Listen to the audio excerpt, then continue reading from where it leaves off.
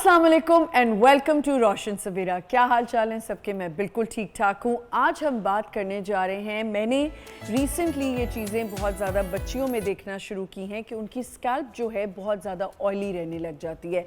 Scalp oily रहना, उसकी वजह से वही ऑयली जो स्कैल्प होता है वो आपकी स्किन को अफेक्ट करता है और आपकी स्किन पे एक्नी होने लग जाती है।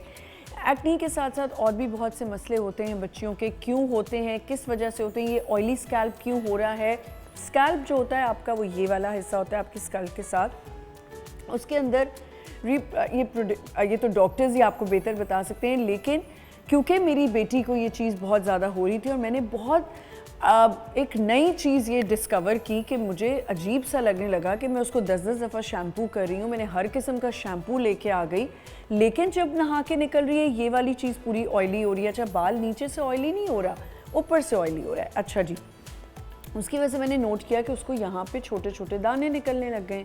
तो मैंने कहा क्यों ना मैं इस टॉपिक पे बात करूँ और मैं डॉक्टर से पूछूँ कि ये वजह क्या है। उसके साथ साथ आज हम बात करेंगे हेयर ट्रांसप्लांट पे। हेयर ट्रांसप्लांट एक बहुत ज़ाहिर मर्द हजरात को भी हमने केटर करना होता है कि मर्द हजरात के लिए भी बहुत मुश्किल हो जाती है। किसी को अच्छा नहीं लगता कि वो बॉल्ड हो जाए या वो उसके बाल जाने लगे या कम हो जाए, तो उसकी क्या वजूहात होती हैं। उसके बाद हेयर ट्रांसप्लांट कहाँ पे सही किया जा रहा है, क्या उसके लिए हमें देखना होता है कि अगर हम किसी डॉक्टर के पास जा रहे हैं हेयर ट्रांसप्लांट के लिए, तो क्या वो डॉक्टर ऑथेंटिक है, क्या वो जिस प्रोसीजर को लेके चल रहा है क्या वो बेहतर है। क्योंकि आपने देखा होगा ज़्यादातर लोग हेयर ट्रांसप्लांट के लिए दे गो टू टर्की या बाहर जाके अपना हेयर ट्रांसप्लांट करा रहे होते हैं। तो ये एक आज हम बात करेंगे। उसके अलावा एस्थेटिक्स पे भी बात करेंगे। हमारे साथ आज एक ब्यूटी एक्सपर्ट भी होंगी। बहुत से लोग हैं जो सैलून्स में जाते हैं और आप देखते हैं कि अब बहुत से सैलून्स में लोगों ने खुद मशीन्स रख ली हुई हैं और इलेक्ट्रोलिसिस भी कर रहे हैं, बहुत सी चीज़ें कर रहे होते हैं। तो क्या वो सही है हमारे लिए? क्योंकि यहाँ पे एक ब्यूटी एक्सपर्ट भी हैं और एक बहुत प्यारी सी हमारी डॉक्टर भी हैं, और दोनों ही बहुत ज़्यादा जो हैं ब्यूटीफुल। मेरा होता है कि जी ख़वातीन आती हैं तो उनको ज़रा बैठी होती है तो वैसे ही माहौल खूबसूरत भी हो जाता है। तो मैं सबसे पहले आपको मिलवाऊंगी, हमारे साथ यहाँ पे मौजूद हैं मेरी बड़ी प्यारी दोस्त भी हैं और एक बहुत ज़बरदस्त डॉक्टर भी हैं। एंड उनकी जो जर्नी है वो खैर वो आप चैनल्स पे उनको बैठे हुए देखते हैं, लेकिन मैं उनको देखती हूँ कि वो किस तरह, क्योंकि मैं उनके पास जाती भी हूँ, किस तरह मेहनत से वो काम कर रही होती हैं and how she is catering everyone, entertaining everyone, अपने किसी भी क्लाइंट को नाराज़ नहीं करती हैं। यहाँ पे हमारे साथ मौजूद हैं डॉक्टर अमरीन रोशन, एस्थेटिक फिजिशियन। अस्सलाम वालेकुम। आप लग भी बहुत प्यारी रही हैं। क्या हाल है अमरीन? मैं बिल्कुल ठीक हूँ, आप कैसी हैं? बिल्कुल ठीक ठाक। और जी हमारे साथ यहाँ पे बहुत ही खूबसूरत नाम है इनका, सर नेम, जिसको मुझे याद करने में 3-4 मिनट लगे कि मैं इसको याद करूँ। And she is also wonderful और ज़बरदस्त पर्सनैलिटी हैं, शाइस्ता मरगूब। अस्सलाम वालेकुम। वालेकुम अस्सलाम। How are you? Thank you so much for the lovely intro. और मुझे पहले ही बताएं कि अब सब बहुत ज़्यादा इंक्विजिटिव हो जाएंगे कि मरगूब का मतलब क्या है? मेरा सरनेम है फादर्स नेम और it's an Arabic name. Okay. जिसका मतलब होता है पसंदीदा। पसंदीदा, ठीक है, सही है। तो आपने अपने नाम के साथ ही पसंदीदा लगा दिया।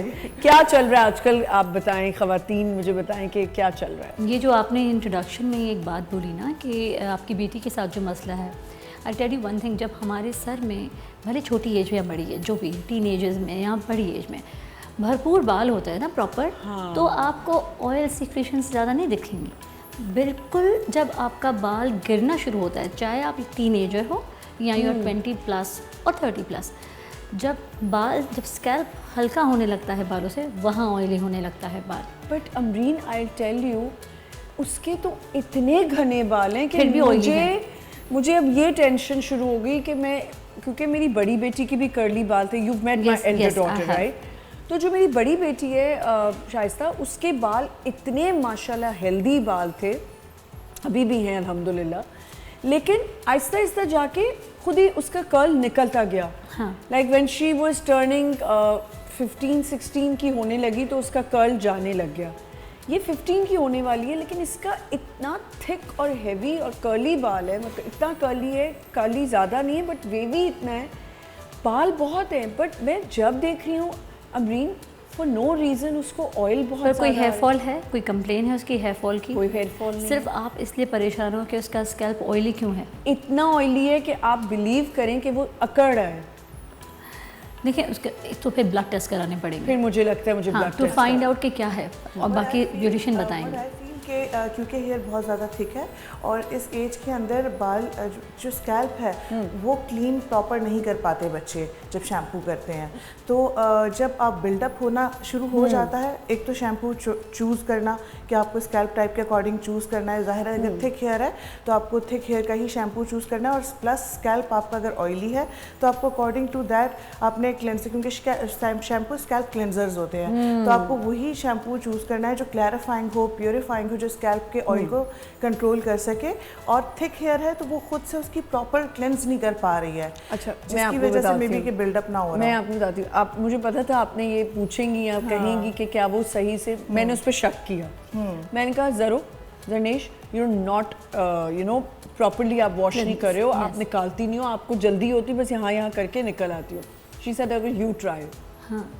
लिटरली मैंने उसको पकड़ के जैसे, क्योंकि जब भी हम सैलून जाते हैं हमारे ब्लो ड्रायर्स 4-4 दिन चल जाते।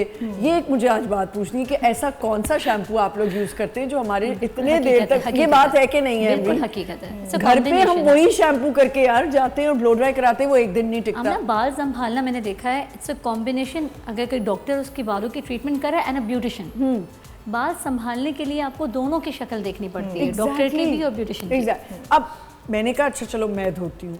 यकीन करें मैंने इतना, और मैं बड़ी खुश निकली। मैंने कहा जब उसका सर धोया, मैंने कहा आज देखना बाल आपके बिल्कुल। थोड़ी देर बाद आई, कहती है आज ना देख लें मेरे बाल।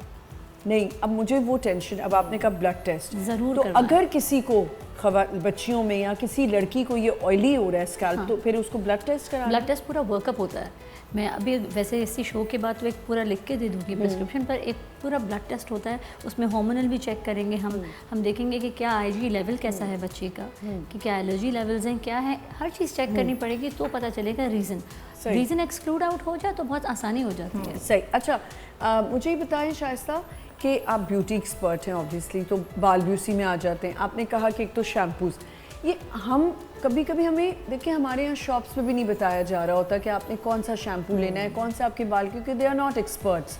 तो कैसे पता चले कि सिल्की बाल है तो इसके लिए ये शैम्पू लें या वो शैम्पू लें? एग्जैक्टली हेयर बेसिकली हम उसको 2 पार्ट्स में डिवाइड करते हैं जब हम हेयर केयर की बात करते हैं, scalp and length and ends. तो जैसे अगर आपका स्कैल्प टाइप क्या है, ऑयली है, नॉर्मल है, ड्राई है, इवन दो के कॉम्बिनेशन भी होता है, तो उसके बाद फिर हमें मॉइस्चर के लिए देखना पड़ता है अपने लेंस एंड एंड्स को, क्योंकि ज़रूरी नहीं है कि जो शैम्पू बेसिकली आपके लेंस एंड एंड्स को सिर्फ एक डस्ट डर्ट को क्लेंस आउट करता है, होता वो स्कैल्प के लिए है। नॉरिशमेंट जो है वो आपके, ये कंडीशनर हो गया, सीरम हो गया, मास्क हो गया, वो नॉरिशमेंट लेवल्स हम लेंथ एंड एंड्स में जो है वो अप्लाई करते हैं अकॉर्डिंग टू जितनी ज़रूरत होती है। तो जब बच्चियां जाएं, एक तो वो ये नहीं देखें कि आजकल क्या होता है कि जिस चीज़ का ऐड देख लिया, जिस कलर से अट्रैक्ट हो गए कि ये कलर पिंक वाला फला ब्रांड का शैम्पू है या वो ब्लैक वाला यूज़ करना है, तो उस चीज़ को ज़्यादा अट्रैक्ट करते हैं, वो जाके परचेज़ कर लेती हैं ये सोचे बगैर कि उनका स्कैल्प टाइप क्या है, और उनको शैम्पू के ऊपर जो इंग्रेडिएंट्स लिखे हुए हैं उन्हें भी पढ़ना चाहिए। बिल्कुल।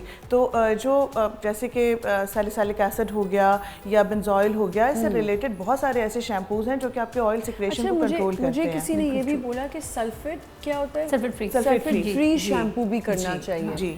तो उसके लिए फिर हमें कहाँ, अब हर शैम्पू पे तो हमें पता भी नहीं, पर बता देते हैं आपको, लिखा होता है उसके ऊपर, वो उस पे लिखा होता है एंड कैटेगराइज होता है कि किसी के ऊपर सल्फेट फ्री काम करता है, किसी पे बिल्कुल सल्फेट फ्री काम नहीं करता। अच्छा, अब क्या ये एक रीज़न हो सकता है कि आपके छोटे छोटे एक्नी बनता जा रहा है बिकॉज ये ऑफ ऑयल निकल रहा है? बिल्कुल पॉसिबल है ऑयल सिक्रेशन की अमीन, वजह से। आप किस एज से बच्चियों को सजेस्ट करती हो कि अगर ज़रा सी एक्नी, ऐसी कौन सी एक्नी है जिसके लिए आपको डॉक्टर को फ़ौरन दिखा देना चाहिए? 13 to 14 प्यूबर्टी वाला टाइम। अच्छा, उसमें माँ को एक वॉच रखना पड़ता है। कुछ बच्चियों को कुछ नहीं होता एंड दे आर कभी फ्लॉलेस, नहीं होता। और कुछ बच्चियों को 13 में जब क्लास में, एंड ये वो वाली टाइम होता है जब आप 9-10 में हो रहे होते हो ना, 8-9 में, 9 में, किसी को 8 में प्यूबर्टी हिट करती है, बच्चियों को दाने 2-3 निकलते हैं और इतनी उनको शिद्दत से जो तकलीफ़ होती है कि वो एम्बैरसमेंट स्कूल में Embarrassment, निकलना सबसे करना, ज़्यादा बुलिंग embarrassment। होना कि तुम्हें क्या हुआ है, क्योंकि दूसरा बच्चा जो कह रहा है तुम्हें क्या हुआ है वो भी मासूम है ना, वो भी हाँ, बच्चा ही सही है। कह रही है, बिल्कुल तो वो अच्छा कहता है तुम्हें ये explain क्या हुआ है, ये तुम्हें क्या हरा हरा निकल रहा है, जो पस वाले दाने हैं इन सब। उसी वक्त पहले ज़माने में हम ट्रीट नहीं करते नहीं थे। करते। अब अगर नहीं ट्रीट किया तो जैसे हमें खड्डे रह गए, अब मैं आने वाले बच्चों को खड्डे नहीं रहने देती, मैं कहती हूँ अभी से ट्रीट करो। हाँ बिल्कुल ठीक है जी। अच्छा अमरीन, मैंने कहीं ये भी सुना कि कुछ लोग अब इस स्ट्रेस में भी चले जाते हैं, मतलब मैं समझती हूँ पेरेंट्स और माएँ ख़ास तौर पे इतना हर चीज़ को सीरियस ले लेती हैं और अजीब अजीब सी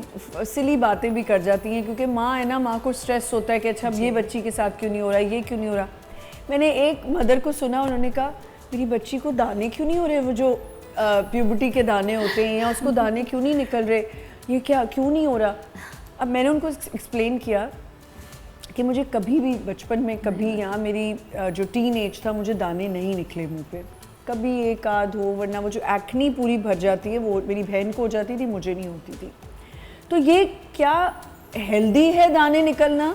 बिल्कुल नहीं, ये कोई अलार्मिंग बात है? बिल्कुल नहीं, इससे इसका कोई कनेक्शन नहीं है। कुछ बच्चों को इनहेरिट होता है, मदर या फादर में से किसी को एक्ने होती है, कुछ बच्चों के पेरेंट्स को कुछ नहीं होता। आप देखें उनके बच्चों को, कभी कभी पेरेंट्स को कुछ नहीं होता और बच्चों को हो जाता है, हार्मोनल है ये। सही सही बिल्कुल normal अच्छा मुझे एक बात बताएं शाइस्ता, बच्चियाँ स्किन पे, हम लोग यहाँ बच्चियाँ हैं या ख़वातीन हैं, एक तो वो होता ना कि आसानी के लिए थ्रेड से बचने के लिए वैक्स करा लेती हैं, क्या वैक्स करानी चाहिए अगर आपकी स्किन सेंसिटिव है?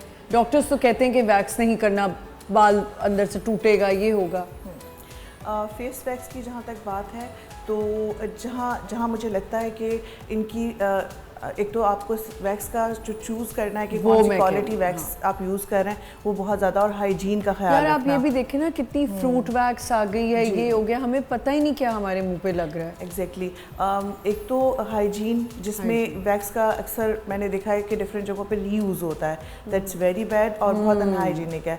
और दूसरा आफ्टर केयर जो होती है ना वैक्स के फ़ौरन बाद, in the salon at the spot, वो बहुत इंपॉर्टेंट है कि Yes. आपने कौन सी एंटीसेप्टिक क्रीम लगाई आफ्टर वैक्स, Yes. उसके बाद आपने मास्क दिया, टोनर दिया, ताकि स्किन काम डाउन हो जाए, वापस से पीएच उसका नॉर्मल हो जाए।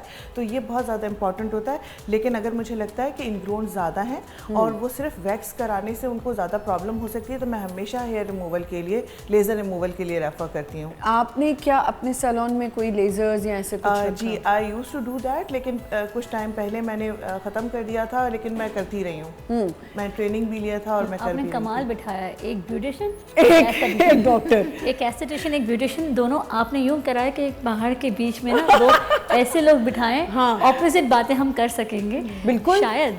और मैं वही सोच रही थी कि लिहाज में क्या बोलूं क्या नहीं बोलूं, नहीं आप बोलें। तो क्योंकि आप समझे, आप नाइट का जो वो प्राइम टाइम वाला शो होता है ना, जिसमें दो पॉलिटिशियंस को बिठा के लड़वाया जा रहा होता है, मैं वो करने वाली हूँ। ऐसा होगा नहीं ऑब्वियसली, बट हाँ वो भी वैसे आपस में लड़ नहीं रहे होते, सिर्फ ओपिनियंस होती हैं जो ऑपोजिटोरी होती हैं, ओपिनियंस आप दे सकते हैं अपने, और उससे कॉन्ट्रडिक्ट हो सकते हैं।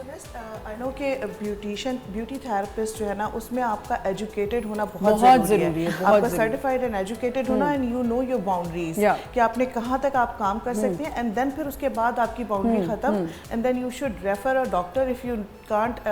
बिल्कुल, आप उसको नहीं ट्रीट कर सकते तो आप उसे इमीडिएटली डॉक्टर के पास भेज दें। हमारा आपसे इतना मिलता जुलता काम है, वाकई। यू आर अ ब्यूटिशियन और हम एस्थेटिशियन हैं।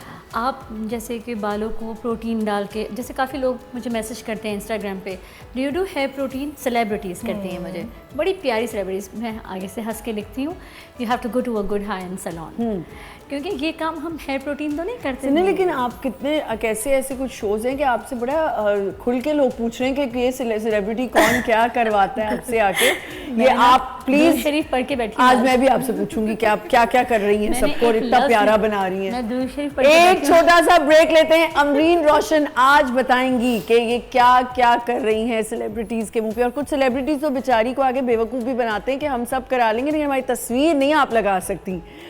मासूम औरत पता नहीं क्यों बन जाती हैं बेवकूफ़। एक छोटा सा ब्रेक लेते हैं, will be right back.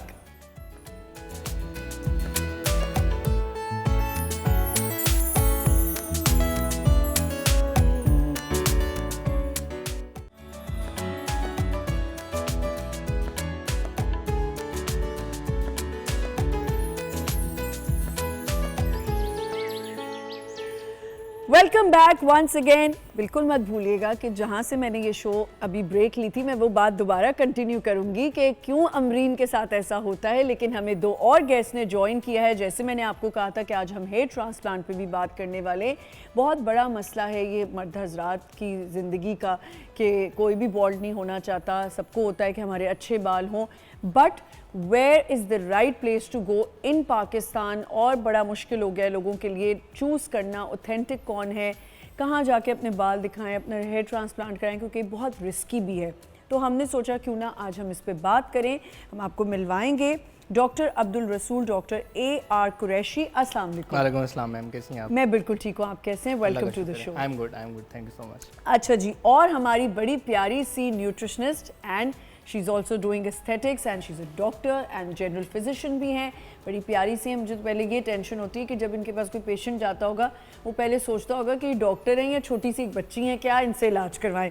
Doctor Areej हारून, क्या हाल चाल है? अल्लाह का शुक्र है। आप कैसे हो? मैं बिल्कुल ठीक हूँ। आवाज़ भी नहीं निकलती ना डॉक्टर अरीज की, ये भी एक टेंशन है। डॉक्टर बच्चे भी नहीं डरते मुझसे। मैं नहीं डरते। बड़ा वाला तो वैसे ही इतना लंबा हो गया। जब पेशेंट आते हैं तो क्या आप इतनी धीमा बोलती हैं? हाँ, ऐसी बात करते हैं। अच्छा जी, अच्छा अमरीन, वापस मैं आप पे आना चाहती हूँ। डॉक्टर साहब मैं आप पे आऊँगी। Sure, ma'am, sure. मुझे बताइए अमरीन, ये क्यों ये इसका मतलब लोग आपके पास आना बंद कर दें? आप क्यों चाह रही हैं कि मेरी कोई बदनामी हो जाए? नहीं, मैं बिल्कुल आपको क्लियर करना चाहती हूँ, बार बार चाहती हूँ कि आप क्लियर हों कि अमरीन एक इतनी अच्छी मैं इसलिए नहीं कह रही कि यहाँ बैठी हुई है, मैं कहीं और भी बैठी होती हूँ तो मैं ज़रूर बात करती हूँ कि अपने क्लाइंट्स के साथ, अपने पेशेंट्स के साथ she is very nice. Plus देखें, हर बंदा चाहता है कॉन्फिडेंशियल रहना हर चीज़ में, और ये डॉक्टर की ड्यूटी होती है, चाहे वो ब्यूटी एक्सपर्ट है, चाहे वो आप हैं या आप हैं डॉक्टर, सबकी एक अपनी ड्यूटी है। मेरी एक अपनी रिस्पॉन्सिबिलिटी, अगर मुझसे कोई आके होस्ट से कुछ कह रहा है तो मुझे उसकी बात रखनी है। अब अगर कोई आपको एगॉन करे, ये गलत बात। मुझे आप बताएं, आप मुझे एक दिन पहले जैसे नादिया खान का जो शो था उसमें वो मेरी मेरी क्लाइंट भी है ना, तो अगर आप मुझे एक दिन पहले फ़ोन करके बोलें कि कल हम एक्सोसोम्स पे बात करेंगे and the topic will be exosomes and Neelam Munir, तो मेरा काम है कंसेंट लेना कि नीलम बिल्कुल, और ये बहुत अच्छी बात है कि आप कंसेंट लिए, कि आपने कंसेंशुअल किया था। मैंने कहा Neelam am I allowed because you have given us a video, paid video थी एक जो उन्होंने हमारे पेज पे दी हुई है ओपनली एक्सोसोम्स की, तो मैंने कहा can I talk about it? इसने कहा हाँ श्योर, बात कर लीजिएगा, बस एक्सोसोम्स की ख्याल रखिएगा। समझ नहीं आ रहा था वो क्यों ऐसा कह रही थी। अगले दिन पता चल गया मुझे। चलें, कोई बात नहीं, वो हो गया, ठीक है। मुझे लगता है कि आप शोज ना में जाना मैं बिल्कुल नहीं आता मेरे पास। मैं बिल्कुल नहीं पूछूंगी। मैं मेरा पूछना कोई चाहे तो बता दें। कोई नहीं आता मेरे क्योंकि पास। मैं एक ज़माने में डॉक्टर साहब एक क्लिनिक जाती थी, तो जब मैं निकली तो वहाँ एक खातून आई और उन्होंने बोला कि मुझे सच सच बता दो, ये गोरे होने के इंजेक्शन लगवाती है ना? तो उसने कहा नहीं, बिल्कुल नहीं लगवाती। तो वो खैर ऐसे मुझे लगता है कि कॉन्फिडेंशियल होता ही है चीज़, उसको वही रहना चाहिए। बट चलें, कोई बात नहीं, लेकिन आप बताएंगी तो ज़रूर कि आप इतनी खूबसूरत खातून हैं नीलम मुनीर। हाँ, वो वाकई बहुत नहीं खूबसूरत कराती, है। वो कुछ नहीं कराती। मैंने ना कैमरा में देख के बोलना है ना मुझे नहीं, वाकई माशाल्लाह से she is a pretty woman and she is a beautiful person inside out. Anyway जी, हेयर ट्रांसप्लांट पे थोड़ी सी बात कर लेते हैं। डॉक्टर साहब, ये जो हेयर ट्रांसप्लांट का एक मसला है और इसके लिए लड़कों को ख़ास तौर पे ट्रैवल करना पड़ता था, आप मुझे बताएं कि अब क्या पाकिस्तान में आप हैं और डॉक्टर्स हैं, तो क्या हेयर ट्रांसप्लांट वैसा ही हो रहा है या नहीं? बिस्मिल्लाहिर्रहमानिर्रहीम, thank you so much first, आपने इनवाइट किया प्रोग्राम में। मैम देखें, हेयर ट्रांसप्लांट एक ऐसा टॉपिक है जिस पे आप you just scroll on the Facebook, आपको वहाँ पे हंड्रेड्स ऑफ एड्स नज़र आएंगे, ठीक है, हर कोई प्रमोट कर रहा है, और जनरली भी बहुत से क्लिनिक्स जो कि वेरीफाइड भी नहीं है, रजिस्टर्ड भी नहीं है, वो भी ये ट्रीटमेंट ऑफ़र कर रहे हैं। तो it is a kind of controversial topic आजकल के टाइम में, क्योंकि अगर कोई जेन्युइन पेशेंट है और वो किसी जेन्युइन डॉक्टर को भी ढूंढना चाह रहा है तो बहुत मुश्किल हो गया है। जी बिल्कुल। अच्छा, अब हेयर ट्रांसप्लांट पे वैसे जनरली मैं इंट्रोडक्शन देता हूँ हेयर ट्रांसप्लांट का। सो बेसिकली जो ऐसे पेशेंट्स जिनका सर्टेन हेयर वॉल्यूम लॉस हो जाता है जी इन अर्ली एज या फिर मिड 30s तक, मिड 40s तक, तो वो ऐसे पेशेंट्स होते हैं जो एस्थेटिकली बहुत कॉन्शियस होते हैं अपने फेस को, अपने लुक को लेके। तो जो पेशेंट ज़्यादातर हमारे पास आते हैं वो ऑलरेडी वो लो कॉन्फिडेंस और वो सारे प्रॉब्लम फेस करके, सोशल एम्बेरसमेंट फील करके, लोगों से जो है वो सुन के कि यार तुम तो उम्र से बड़े लग रहे हो, तो ऐसे प्रॉब्लम से होते हुए आते हैं, तो they just want to seek the solution, और वो बहुत जल्दी में होते हैं, ठीक है। तो usually they skip the main part जो कि है आपकी डॉक्टर सिलेक्शन, सही, ठीक है मैम। अच्छा, हेयर ट्रांसप्लांट में द इम्पॉर्टेंट थिंग इज़ कि सबसे पहले तो आपका जो डॉक्टर है वो क्वालिफाइड होना चाहिए, बिल्कुल ठीक है। वो हेयर ट्रांसप्लांट सर्जन होना चाहिए, प्लास्टिक सर्जन होना चाहिए, जी, ठीक है। उसने सर्टेन एक लेवल तक अपना काम किया हो हेयर ट्रांसप्लांट में, ठीक है, ठीक है। तो ये लोगों में अवेयरनेस नहीं है, तो श्योर मैम, जी जी प्लीज़ आप कंटिन्यू हाँ। करें। तो मैं ये कह रहा था कि बिफोर गोइंग इनटू डिटेल, तो ये थोड़ा सा अवेयर करना बहुत ज़रूरी है कि हेयर ट्रांसप्लांट के लिए हेयर ट्रांसप्लांट डॉक्टर सेलेक्ट करना इज़ द क्रूशियल स्टेप, बिल्कुल सबसे बिल्कुल पहले। और वही आपने बिल्कुल ठीक कहा कि उसको जेन्युइन होना चाहिए। एक बात मुझे सिर्फ ये बता दें कि ये आपने कहा 40-50 में जाके शुरू होता है। मैं यंग लड़के देख रही हूँ जिनको हेयर लॉस हो रहा है और यही बॉल्ड होने का चक्कर शुरू हो गया है। इसकी क्या वजूहत है? क्या डाइट है हमारी या क्या है? ये लड़कों के साथ इतनी होता क्यों है, बाल गिरना इतना? ओके मैम, देखिए मैंने कहा था कि अर्ली 20s से लेके मिड 30s तक यूजुअली ज़्यादा बल्क में पेशेंट आते हैं, और यही एज ग्रुप है जो बहुत ज़्यादा प्रेजेंट करते हैं। जब वजूहत पे हम आ जाते हैं, तो जो मोस्ट कॉमन रीज़न है दैट इज़ एंड्रोजेनिक एलोपेशिया, ठीक है, वो एक फैमिलियल कंडीशन है, फैमिलीज़ में रन करती है, जेनेटिक्स से उसका रिलेशन है। उसके अलावा पुअर डाइट, एंजाइटी, आपकी डिप्रेशन। डॉक्टर साहब आदमी कौन सी एंजाइटी लेते हैं? मैम है ही ऐसी है तो कोई ही बच्चों को एंजाइटी नहीं आजकल है, आदमी कोई इतनी एंजाइटी नहीं लेते। डॉक्टर साहब ये आप ना कहें, कोई और वजूहत होगी। बेसिकली अब चार खवातीन के बीच में इस बात में डिफेंड तो नहीं नहीं, कर आप लोग मुझसे एग्री करती हैं या उनको नहीं? इस पे एंजाइटी स्टार्ट हो गई कि वो चार के बीच में बैठे हैं, ये एंजाइटी उनको स्टार्ट हो गई कि अब हाँ, मैं ये हो चार सकता है। खवातीन के साथ। अच्छा, तो आप कह रहे हैं कि ये एक वन और of the poor reason. Diet है मैम, जो कि बहुत ज़्यादा एक फैक्टर है। उसके अलावा जो हेयर ट्रीटमेंट्स हैं, डिफरेंट हेयर ट्रीटमेंट्स हैं, बच्चे इस एज में आके ना बहुत जेल्स और ये हेयर स्टाइलिंग डेली के बेसिस पे, ब्लो ड्राई कर रहे हैं डेली के बेसिस पे, तो ठीक है, ओकेजनली तो आप आपको सारी चीज़ें कर सकते हैं। तो इसकी वजह से भी जो है बहुत ज़्यादा अर्ली एज में बच्चों के हेयर और क्योंकि अगर आपके जेनेटिकली कोई वो आपके खानदान में चल रहा है या ऐसे important, most important is the androgenic alopecia, जो आपने अक्सर एडवर्टाइजमेंट्स में भी देखा होगा, जिसको मर्दाना गंजपन कहते हैं। यूजुअली फीमेल में भी होता है, लेकिन it is more common in male. Diet की क्योंकि इन्होंने बात की, तो ये आपका डिपार्टमेंट है, मुझे बताएं डाइट की वजह से होता है ये मसला? बहुत सारी चीज़ें, देखो हमारी स्किन और हेयर का इफेक्ट बहुत ज़्यादा डाइट से होता है, क्योंकि अगर आपकी डाइट अच्छी नहीं होगी, आपके मिनरल्स अच्छे नहीं होंगे, आपके हेयर फॉलिकल्स अच्छे नहीं बनेंगे, आपकी स्किन अच्छी नहीं बनेगी। मेल्स में जैसे बात करें तो मेल्स में अगर टेस्टोस्टेरोन लेवल्स भी लो हो रहे होते हैं तो उसमें भी हेयर लॉस स्टार्ट हो जाता है। And there are lot of minerals जैसे जिंक है या vitamin D, that play a very important role जो उनकी प्रोडक्शन में हेल्प करते हैं। तो हम लोगों को ये नहीं पता कि जिंक किस में लेना, विटामिन डी हमें सिर्फ बायोटिन का सुन लेते हैं बालों के लिए, बिल्कुल ठीक सिर्फ है, बायोटिन खाते रहते हैं। या वो कॉड क्या वो फिश कॉड के जो कॉड, होते हैं वो मैं देख रही हूँ लड़के ऐसे कैप्सूल खा रहे हैं, खा रहे हैं कि बाल उससे बढ़ जाएंगे। उससे बढ़ते नहीं है, क्योंकि एक चीज़ तो खाली काम नहीं करेगी। आपको देखो फॉलिकल को स्टिमुलेट करना है, केराटिन प्रोटीन है, उसके लिए आपको क्या चाहिए वो बहुत इंपॉर्टेंट है। उसकी एब्जॉर्प्शन होना बहुत इंपॉर्टेंट है। कोलाजन खाई जाएंगे तो एब्जॉर्ब ही नहीं हो रही जिसमें। डॉक्टर साहब हमने तो 3 महीने से खा रहे हैं, कोई फ़ायदा नहीं। एब्जॉर्प्शन के लिए गट हेल्थ बहुत इंपॉर्टेंट, तो it's a full whole plan जो आपको फॉलो करना पड़ता है। अच्छा, हेयर प्रोटीन्स जो करवाते हैं हम, कितने कितने अरसे से हमें करनी चाहिए?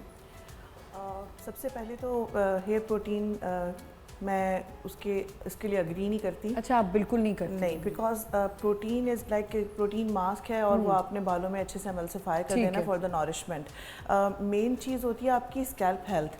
अच्छा, देयर आर 2 पार्ट्स, जैसे मैंने कहा कि स्कैल्प और आपके लेंस। तो अगर सिर्फ प्रोटीन कराना है तो it's a wastage of money कि आप सैलून आएँ और आके सिर्फ एक प्रोटीन मास्क की एमल्सिफिकेशन करवाएं। इससे बेहतर है बहुत ज़्यादा लाइक स्कैल्प स्पा ट्रीटमेंट्स आ गए, इट्स काइंड ऑफ जैसे फेशियल होता है, बिकॉज स्कैल्प की भी एक अपने हेयर बल्ब्स होते हैं, उसके भी अपनी ब्लड सर्कुलेशन है जिसके लिए प्रॉपर उसके ऊपर बिल्डअप हुआ हुआ होता है, उसकी क्लीनिंग होती है। उसके लिए आपको एक प्रॉपर एक प्रोसेस है, लाइक आपको हमें स्कैल्प पहले असिस्ट करना होता है, फिर हम उस पर कौन सी फ्रिक्वेंसीज इवन यूज़ कर सकते हैं, क्या डूज एंड डोंट्स हैं, बिल्कुल। और फिर उसके बाद उसकी क्लेंजिंग, फिर एक्सफोलिएशन, लाइक आपकी स्कैल्प एक्सफोलिएट करते हैं, फिर उसके बाद आपके कौन से कंसनट्रेटेड एम्प्यूल्स हैं या सिरम्स हैं जो कि हमें पेनिट्रेशन करनी है स्कैल्प पे एट द टाइम। इसके अलावा फिर हम जाके देखते हैं फिर हम जाके देखते हैं कि बालों की क्या कंडीशन है लेंस की, अब वो केमिकल ट्रीटेड हैं नहीं हैं तो कितने हैं और उनकी अपनी नेचर क्या है, टेक्सचर क्या है, फिर उसके हिसाब से नॉरिशमेंट लेवल चूज किए जाते हैं कि उसमें कौन से मास्क या कौन से सिरम या विद द एम्प्यूल्स उसके साथ उनको रिपेयरिंग के लिए कौन सी प्रोडक्ट्स यूज करनी चाहिए। ठीक है अमरीन, डॉक्टर साहब तो हेयर ट्रांसप्लांट की बात करें, आपके पास जो पेशेंट्स आते हैं जो हमने सुना कि वो जो कुछ के PRPs बहुत होते सारी हैं, चीज़ें होती हैं, अगर छोटे छोटे पैचेस हैं नॉट गोइंग टुवर्ड्स बोल्ड होना, उसके लिए क्या treatment? I want to add on one thing doctor साहब के उस बात पे कि मैंने 2008 में डॉक्टर Humayun Mohammad, he was one of the best plastic surgeon at that time, माशाल्लाह आज भी इस्लामाबाद में उनका बड़ा नाम है।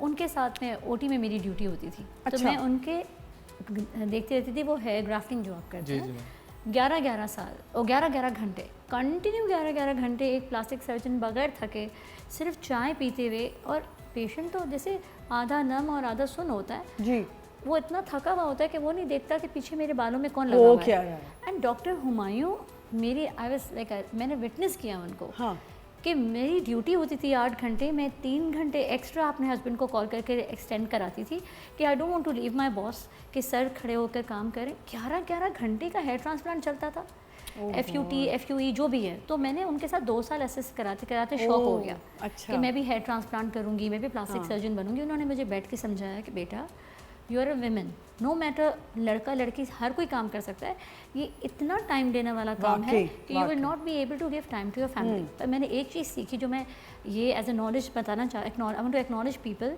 कि हेयर ट्रांसप्लांट अर्ली एज में सर पकड़ते थे, वो इतने कामयाब इसलिए भी थे कि वो राइट टाइम पे पेशेंट को पकड़ते थे कि अभी कराओ, अभी कराओ ताकि हेयर लाइन तुम्हारी ना जाए।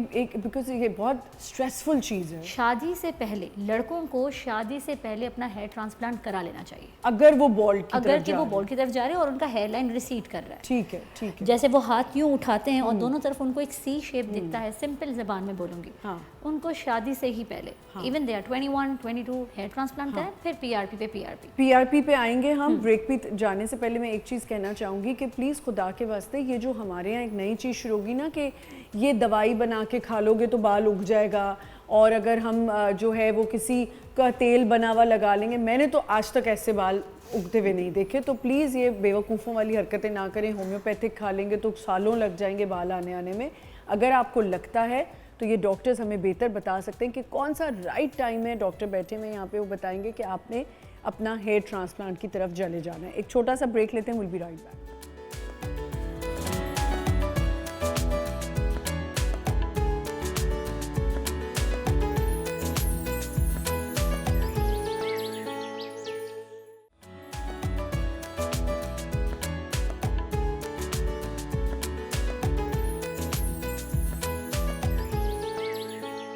Welcome back once again. Oily scalp पे हमने बात की, इसके साथ साथ अब मैं न्यूट्रिशनिस्ट भी यहाँ आ गई हैं, इनसे भी पूछूंगी कि ऑयली स्कैल्प होता क्यों है। अमरीन ने हमें बताना था PRP के बारे में कि अमरीन ये तो आपने एक्सप्लेन कर दिया। अब मुझे बताएं ये जो PRPs हैं, अगर हम हेयर ट्रांसप्लांट की तरफ नहीं जाना चाह रहे या कोई डर है तो क्या PRP हेल्प करती है आपके बालों को सही करने में? जी बिल्कुल करती है, जिनका PRP हेल्दी हो। अच्छा। हम कहते हैं पेशेंट्स को कि फिश नट्स एलमंड्स खाओ, अच्छी हेल्थ बनाओ, प्लाज्मा अच्छा निकले। What does PRP stands for? Plasma rich protein. Okay. तो वो क्या होता है, एक एक्चुअली प्रोटीन है जो प्लाज्मा और उसको हम लोग निकालते हैं। अच्छा, अब वो सेंट्रीफ्यूज करके तो हम निकालते हैं। बहुत सारे लोगों को पता है कि PRP क्या है। एक PRP है, एक PRF है, प्लाज्मा रिच फेरेटिन। ठीक है। वो ज़्यादा थिकर होता है, मतलब अलग अलग उनकी समझे सेंट्रीफ्यूज करने का एक लेवल अलग अलग होता है सारा ब्लड आपका। पर अगर किसी का ब्लड ही हेल्दी नहीं है, एक बच्चा है छोटा जो स्मोकिंग भी करता है, एक्सपायरी डाइट अच्छी नहीं है, उसका क्या ही निकलेगा प्लाज्मा। फिर हम उस स्टेप को छोड़ के मीज़ो पे आ जाते हैं। ठीक है, तो बना प्लांट एक्सट्रैक्ट, मतलब इससे आपको गारंटी होती है कि मीज़ो से भी आ जाएगा। Do you tell your patients that it's not? No, I never do any guarantees with anybody, क्योंकि नहीं जरूर गारंटी नहीं होती। ठीक है डॉक्टर साहब, जैसे उन्होंने अभी कहा कि PRP, आपके पास ऐसे कोई पेशेंट्स हैं जिन्होंने ये सब कुछ कर लिया? यस मैम, बेसिकली जब पेशेंट हमारे पास प्रेजेंट करते हैं तो 2 कंडीशंस में प्रेजेंट करते हैं जी। एक वो होते हैं कि ऑलरेडी जो अपना इतना वॉल्यूम लॉस्ट कर चुके होते हैं कि उनके लिए अब solution is the only hair transplant, क्योंकि लॉस्ट वॉल्यूम जो है और वो फॉर गुड 3-4 ईयर्स है, तो वो जो रूट्स हैं अब उनका बहुत कम चांस होता है कि वो रीजनरेट होंगी और वहाँ से आपका नया बाल आएगा। Then we have to go for hair transplant. दूसरी कंडीशन में बच्चे हमारे पास प्रेजेंट करते हैं यूजुअली अर्ली 20s में या मिड 20s में, उनका हेयर लॉस चल रहा होता है और साथ में उनके टेम्पोरल एरियाज या आगे से हेयर लाइन रिसीडिंग वो भी साथ में स्टार्ट हो जाती है। सही।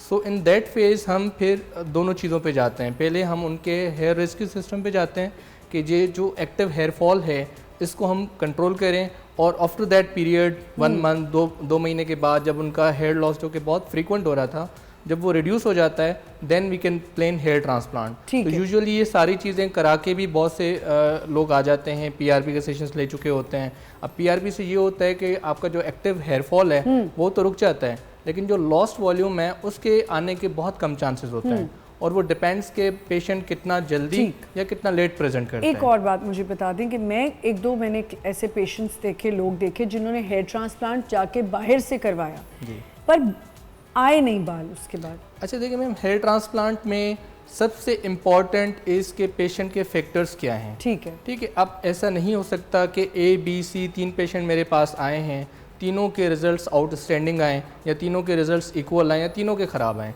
ठीक है, उसमें मल्टीपल फैक्टर्स हैं, उसमें टेक्निक, सर्जरीज वगैरह, डॉक्टर सिलेक्शन ये भी आ जाती हैं, लेकिन पेशेंट के अपने फैक्टर्स क्या हैं, पेशेंट स्मोकर है या नहीं है, ठीक है, पेशेंट का जो लॉस्ट वॉल्यूम है, ठीक है, और उसका जो डोनर एरिया है वो एक दूसरे को कंपनसेट करेंगे या नहीं करेंगे। अगर मिसाल के तौर पे एक पेशेंट मेरे पास आता है, उसको 8000 ग्राफ्ट्स की ज़रूरत है, लेकिन जब हम उसका डोनर एरिया चेक कर रहे हैं जो कि आपके कान के बराबर वाला सारा एरिया होता है, तो उसमें हम हार्डली उसमें से 3000-4000 बाल निकाल सकते हैं। तो अब ऑफकोर्स अब बालों को अब स्प्रेड करके लगाना पड़ेगा, ठीक है, तो उतना वॉल्यूमाइज वो नहीं हो सकता।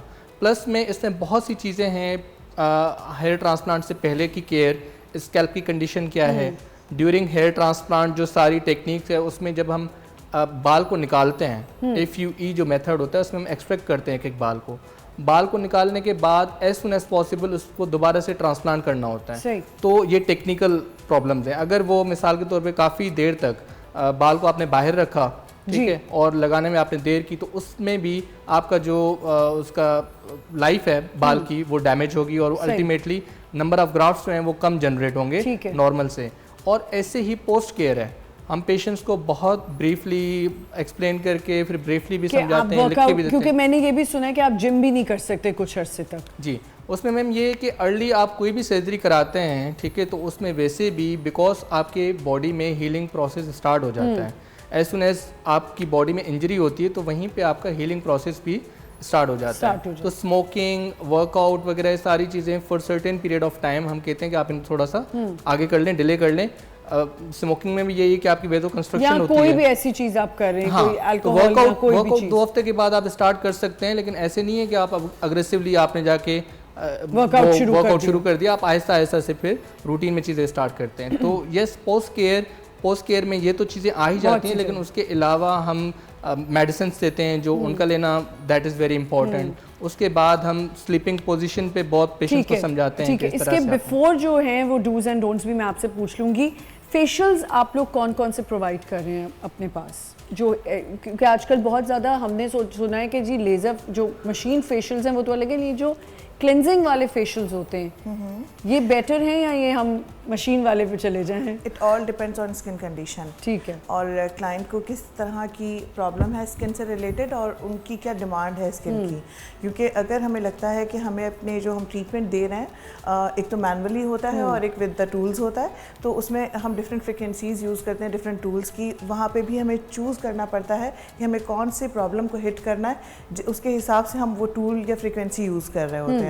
सो इट ऑल डिपेंड्स कि आपकी क्लाइंट की स्किन किस तरह की है, उसको असिस्ट अच्छा करना, फिर उसके बाद उनका प्रॉब्लम क्या है उसको लेके फिर ट्रीटमेंट को कस्टमाइज़ करके डिज़ाइन करना। अच्छा, आप शाइस्ता बहुत अच्छे से एक्सप्लेन करिए, ये ख़वातीन जो बैठी हैं अग्री करेंगी। कुछ सैलून्स ऐसे भी हैं कि वो ये नहीं चीज़ें देख रहे होते कि एक बच्चे की, लड़की की स्किन पे क्या है क्या नहीं है। अच्छा जी, आ गई, चलें फेशियल भी करा लें, ये भी यूज़ कर लें, वो भी क्रीम यूज़ कर लें। This is also very important कि आपकी स्किन पे क्रीम कौन सी लगनी है। एग्जैक्टली, क्लेंजर्स होते हैं लाइक आप क्लेंज हर स्किन के लिए। एग्जैक्टली, आपको कौन सा स्किन टाइप है उसके हिसाब से क्लेंजर चूज किया जाता है। एक्सफोलिएशन बहुत इंपॉर्टेंट है बिकॉज वही आपकी स्किन पे ब्राइटनिंग लेके आती है। एक्स्ट्रा वाइटनिंग ब्राइटनिंग कोई चीज़ नहीं होती है। जब आपकी स्किन रिफ्रेश होती है, एक्सफोलिएट होती है, तो नेचुरली ब्राइटनिंग आ जाती है आपकी स्किन पे। अरीश मुझे ये बताएं कि हम ऑयली स्कैल्प पे बात कर रहे थे, बच्चियों को या टीन एज हम लड़कियों को भी ऑयली एकदम से आना शुरू होता है, ऑयल स्कैल्प से आने लग जाता है, क्या कोई चीज़ें अवॉइड करनी चाहिए खाने की हमें, या क्या ऐसी चीज़ें, देखो नॉर्मल में यही खा रहे हैं ना, बच्चे को चीनी भी दे रहे हैं या हम भी खा रहे हैं। देखो बेसिकली आपकी जो स्कैल्प की स्किन है ना, फेस की स्किन से थोड़ी सी डिफरेंट होती है, वहाँ पे ऑयल के ग्लैंड ज़्यादा होते हैं, ठीक है। हम लोग एक तो ये कहते हैं कि हेयर वॉशिंग करना, लोगों को अक्सर मुझसे आके भी पूछते हैं, जब जैसे मैं एक्सोसोम्स एस्थेटिक्स कर रही हूँ तो डॉक्टर जी हम डेली वॉश करें या क्या करें, तो ये तो आपकी रूटीन पे भी बड़ा डिपेंड करता है। अब आपका अगर बाहर बहुत एक्सपोजर है, आप गर्मी में धूप में काम करके आए हैं और ऑयल भी हो गया, डस्ट से भी आपका एक्सपोजर हुआ है, तो you have to clean your face and hair as well. लेकिन अगर आपका एक्सपोजर नहीं है और आप एसी कमरे में बैठे हुए हैं और आपने कोई कवर नहीं किया हुआ, तो आई डोंट थिंक आपको डेली वॉशिंग की ज़रूरत है। फिर वही बात है, जिनकी ऑयली स्किन नेचुरली होती है उनको हम कहते हैं कि आपने स्कैल्प भी होता है, तो वही बात, गर्म चीज़ें जैसे स्पाइसेस हम कहते हैं ना लें, बहुत फ्राइड आइटम्स, सेम गोज जैसे आप एक्नी के लिए मना करते हैं वैसे आप करते हैं। देन कुछ लोगों की स्किन में जैसे डर्मेटाइटिस का इशू हो रहा होता है, उसके फिर शैम्पूज आते हैं, वो एडवाइस किए जाते हैं। क्या इसकी एक और वजह ये हो सकती है कि जब बच्चियों का साइकिल एक शुरू हो तो उन दिनों में ज़रा ज़्यादा होने लग जाए या हार्मोनल चेंजेस आना शुरू हो गए हों? हार्मोनल चेंजेस आते हैं हमारी स्किन में, स्पेशली जब हमारा प्रोजेस्टेरोन जो है वो पीक करके वापस जाता है और ईस्ट्रोजन जो है ना वो ड्रॉप होता है, क्योंकि ईस्ट्रोजन हमारा ब्यूटी हार्मोन है। ठीक है, Amreen what you have to say about this? I will agree with her कि वाकई में हार्मोनल चेंजेस में अगर किसी बच्ची का, if you are talking about girls, जैसे आपकी बेटी है, किसी का एस्ट्रोजन लेवल, प्रोजेस्टेरोन लेवल ऊपर नीचे हो रहे हैं, सारे हार्मोनल टेस्ट हैं, वो अगर आपने एक दफ़ा एक्सक्लूड आउट करा लिया कि हाँ यहाँ कमी है ज़्यादा है, उसको आप फुलफ़िल कर दो, खुद ब खुद आपकी सारी कंप्लेंट्स खत्म हो जाएगी। मुझे इतनी एक चीज़, एक तक होता है ना नॉर्मल ऑयली होना कि अच्छा चलो एक दिन सर नहीं धोया, मुझे बहुत अबनॉर्मल किस्म का ऑयली लग रहा है, वो लाइक बाल अकड़ जाते हैं। I want to see her once. I will definitely bring, मेरी तो अमरीन सारे मसले हल कर देती है ना। तो ये एक चीज़ है कि अगर आपके बच्चे में आप कोई भी चीज़ देख रहे हैं ना ऐसी, कि मुझे ऐसा लगता है कि बहुत ज़्यादा अगर कोई चीज़ अबनॉर्मल होती जा रही है तो उसको फ़ौरन से एड्रेस करें। अच्छा, क्योंकि ये ब्यूटी एक्सपर्ट हैं और यहाँ पे मौजूद हैं, प्लीज़ ज़रा ये लोगों को बताएं कि अपनी हाइजीन के लिए, पर्सनल हाइजीन के लिए कितने टाइम से आपको सैलून आना चाहिए, अपने पैर हाथ साफ़ करना, ये सब प्लीज़। अच्छा, जहाँ पे स्कैल्प और हेयर की बात हो रही है तो मैं वहाँ ऐड ऑन करना चाहूँगी। छोटे से ब्रेक का वक्त हुआ है, यहीं से हम कंटिन्यू करेंगे। एक छोटा सा ब्रेक लेते हैं, विल बी राइट बैक।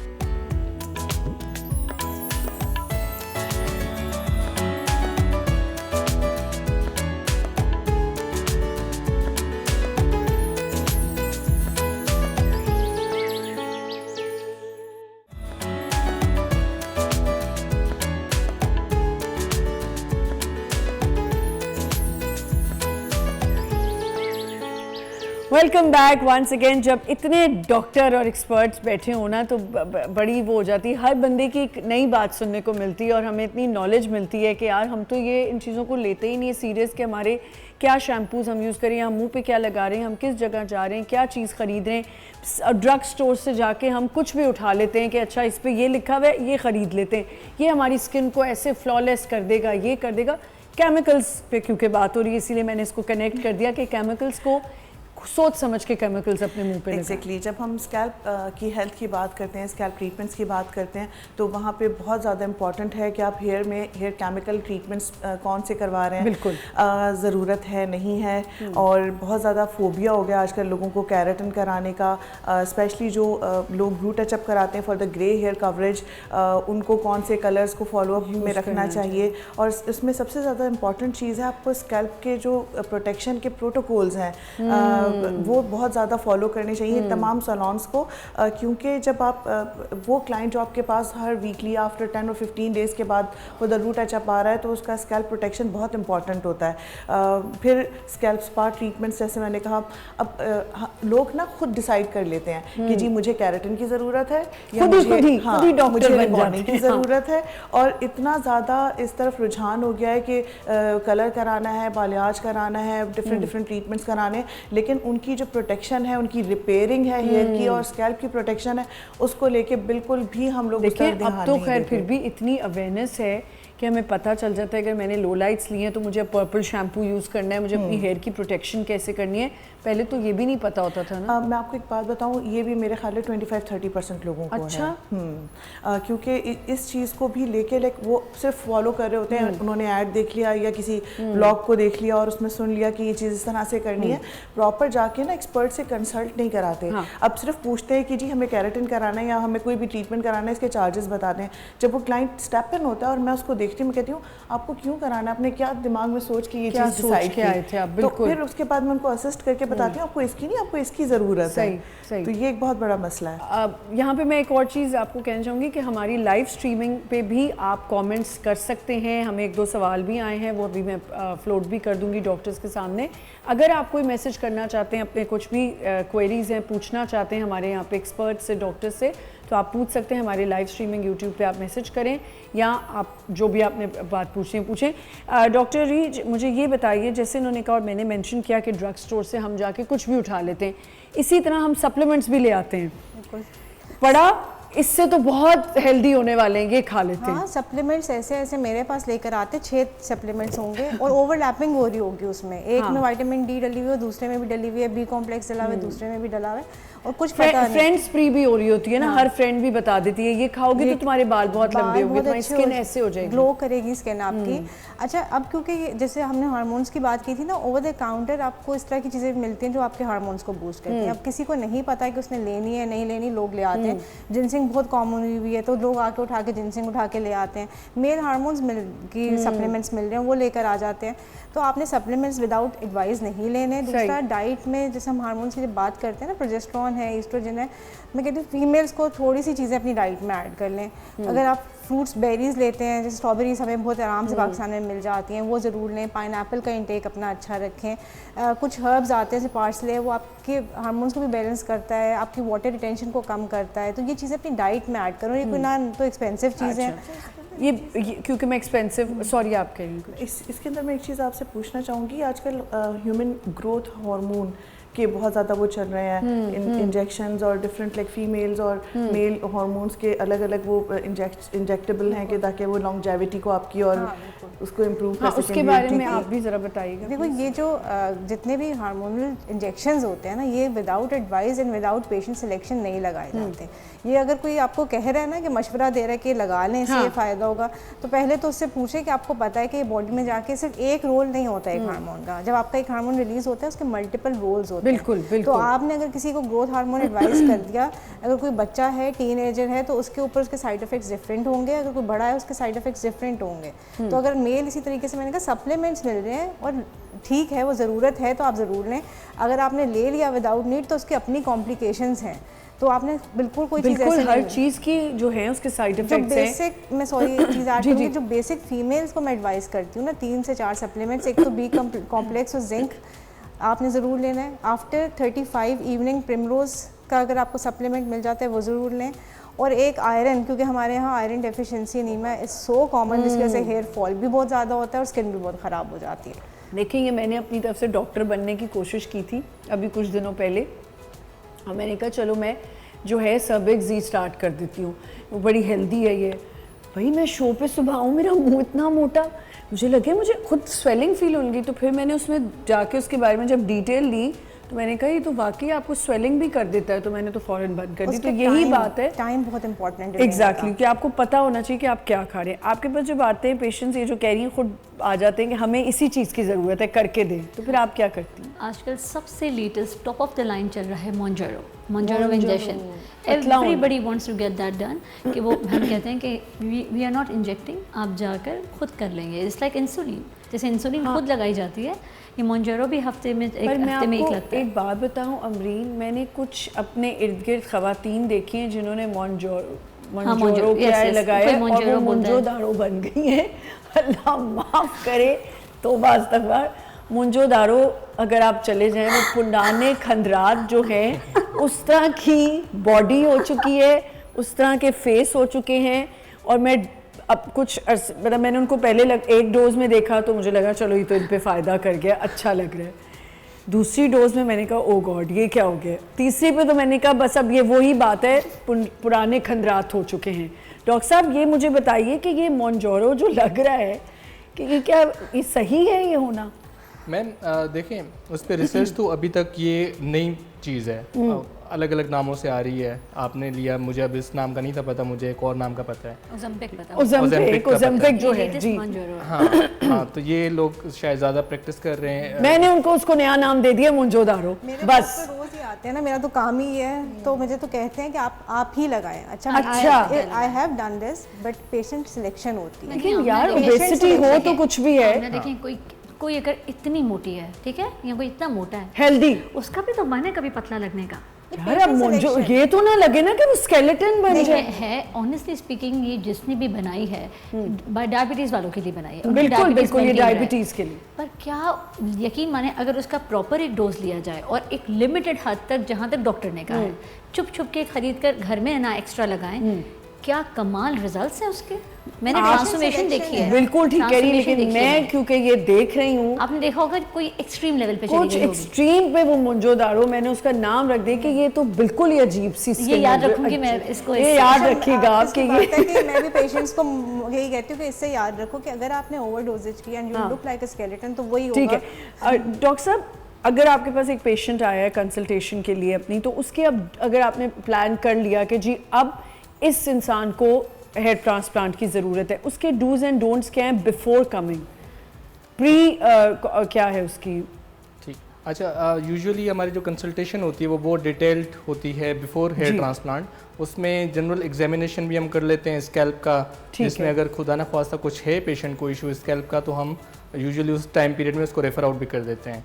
अच्छा, जो डूज हैं उसने जो करने हैं, अगर वो हमारे पास अर्ली टाइम में आ जाते हैं, अच्छे टाइम में, और थोड़ा सा एजुकेटेड पेशेंट है, अगर वो डॉक्टर की गाइडेंस को प्रॉपर फॉलो करता है, तो कुछ मेडिकेशंस हैं जिसमें नाम में नहीं ले रहा हूँ, लेकिन very important for the hair transplant before and after, वो हम यूजुअली उनको एडवाइस कर देते हैं कि आप अभी से इसको स्टार्ट कर दें, बिकॉज वो जहाँ पे हमने हेयर ट्रांसप्लांट करने हैं और जहाँ से हमने हेयर एक्सट्रैक्ट करने हैं, हाँ। दोनों को वो इनरिच करेगा। ठीक है, तो वो उसकी जो है लाइफ भी बढ़ा देगा, आपके जो मौजूदा बाल हैं और वो भी। अच्छा, उसके अलावा जनरल जो बिफोर हेयर ट्रांसप्लांट हम कहते हैं उनसे कि आप पायोडीन स्क्रब से अच्छे से हेयर को वॉश करके आएँ, ताकि इन्फेक्शन के चांसेस मिनिमल हो जाएँ, लेस हो जाएँ।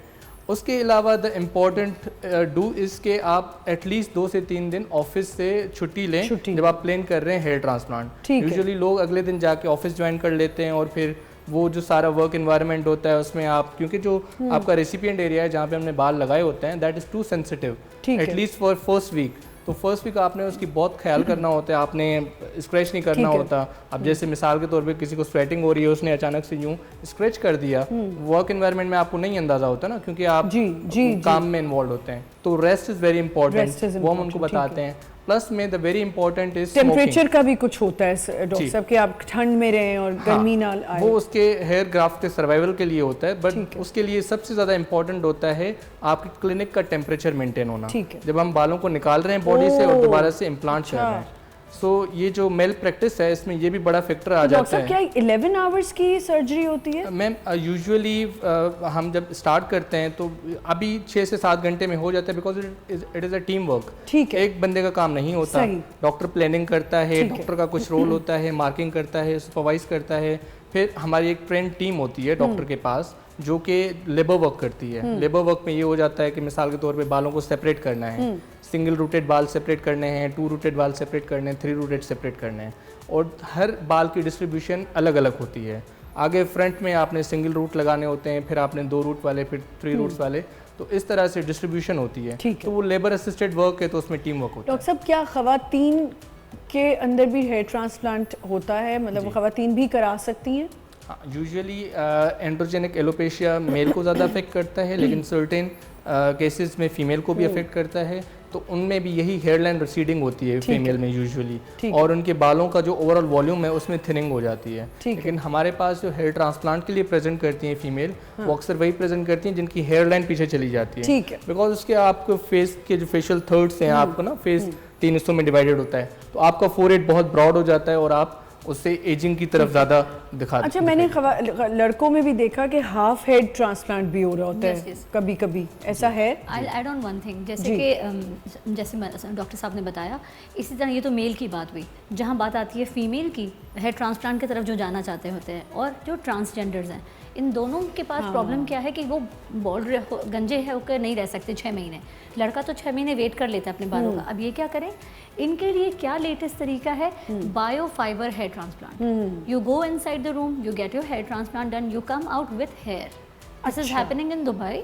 ओके। हाँ, डॉक्टर अब्बास अशरफ हैं एक बहुत फेमस, वो कर रहे हैं। आपको वो सिंथेटिक हेयर है, इट्स नॉट योर हेयर। पर देखिए कोई ऐसे एज का बंदा है 50 साल का एंड उसको बाल चाहिए प्रॉपर्टी, तो उसके पास डोनर पार्ट तो इतना होगा नहीं हेल्दी, सही, तो वो बायोफाइबर हेयर ट्रांसप्लांट कराएगा। मैंने इतने लोगों को रेफर करके करा दिया है कि people are happy, girls, transgenders and few male, that's amazing. वो आर सो हैप्पी कि वो बालों के साथ रह रहे हैं, उनको उनमें नहाना भी है, ब्लो ड्रायर भी करना है, स्विमिंग भी करनी है, कहीं कोई पैच नहीं है कि उतारना हो या एम्बैरेसमेंट हो। बहुत महंगा है, 11-12 दिरहम का एक बाल है, पर जो कर पा रहा है उन्होंने सेलेक्टिवली अपनी ज़िंदगी को उस तरफ लगा दिया है। अच्छा, लेजर्स पे क्योंकि मैं चाह रही हूँ कि आई नहीं है तो पूछ ही लेती हूँ कि ये जो नए नए लेजर्स आ गए हैं कि आपकी स्किन को टाइट कर देंगे और पतला कर देंगे, ये छोटी लड़कियों को कराने चाहिए या नहीं? बिल्कुल नहीं, उनकी इलास्टिसिटी लूज़ हो गई। जैसे कि मैं ब्यूटिशियन को कह रही थी इनको कि जैसे when we were talking about wax, I really liked her honesty कि उन्होंने नहीं बोला कि फ़ौरन कि यस फेस का, क्योंकि हेल्दी फेस स्पेशली जिनका अच्छा थिक लेयर होता है, वो जैसी वैक्स कराती हैं उनका डबल लूज हो जाता है, लूज हो जाती है। बिल्कुल वो बिल्कुल। थ्रेड करा ले 10 दफ़ा। तो फिर बच्चियों के लिए कौन से स्किन के लेजर्स हैं उस पर बात कर लेंगे। एक छोटा सा हमें ब्रेक लेना है। आप लाइव स्ट्रीमिंग पे जाके बोल एंटरटेनमेंट की हमारे शो पे जो आप कुछ पूछना चाहते हैं हमारे एक्सपर्ट से पूछ सकते हैं। यहाँ पे हम एक छोटा सा ब्रेक लेते हैं, विल बी राइट बैक।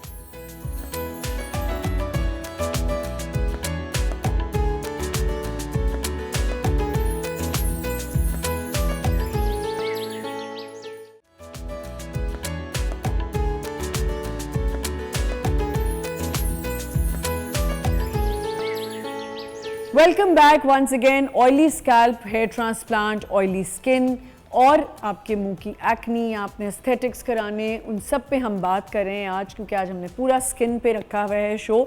मुझे ये बताइए कि जब हम हेयर डाई करते हैं, बार बार डाई के बाद बाल सफ़ेद ज़्यादा होने लग जाते हैं, उसकी क्या वजह होती है? I think it's a myth. It's a myth. क्योंकि जब आपका हेयर मेलन लॉस होना होता है जिस एरिया से, वो होना ही होता है। कभी कभी ऐसा होता है कि आपका हेयर फॉलिकल में जो आपका पिगमेंट जनरेट हो रहा है या आपका मेलानिन बहुत ओवर सेंसिटिव होता है और आप स्कैल्प प्रोटेक्शन ना करें, जैसे कि मैंने आपसे कहा कि प्रोटोकॉल्स को फॉलो करना होता है, in that case may be के शायद बहुत हाई केमिकल अगर कोई लग गया है स्कैल्प पे और वहाँ सेंसिटिविटी ऑलरेडी है तो वो शायद ट्रिगर कर जाए। अदरवाइज ये कहना कि हमने कलर करा और उसके बाद हमारा बाल वाइट हो गया, I don't agree with this. ठीक है, तो वाइट इस तरह नहीं होता। और एक चीज़ है, अब ये डॉक्टर्स बताएंगे, आप भी इसमें शामिल हो, कि छोटी एज में हमने देखा है कि बच्चियों के बाल सफ़ेद होने लग जाते हैं, इसकी क्या वजह है? नेजल इश्यूज होते हैं, किसी को साइनस होता है, नेजल इश्यूज है, ठीक है, साइनस की वजह से। जी B12 की डेफिशिएंसी में, जी B12 की डेफिशिएंसी में, मैग्नीशियम की मैं डेफिशिएंसी ऐसे ही में, बोला करूँगी, आप जोर से जी तो फिर मुझे आवाज़ आ जाएगी। जैसे टीचर्स पूछते हैं, हाँ मेरी उर्दू की टीचर पूछती थी। अच्छा अच्छा, तो उसमें B12 की जिंक की डेफिशिएंसी, मैग्नीशियम की डेफिशिएंसी, ये आपके हेयर पिगमेंट को लॉस करना शुरू कर देता है। ठीक है, तो वो बहुत ज़रूरी है। B12 की डेफिशिएंसी में मैंने बहुत कॉमनली देखा है कि जिन बच्चों को डेफिशिएंट होते हैं उनके इसका सोल्यूशन क्या है?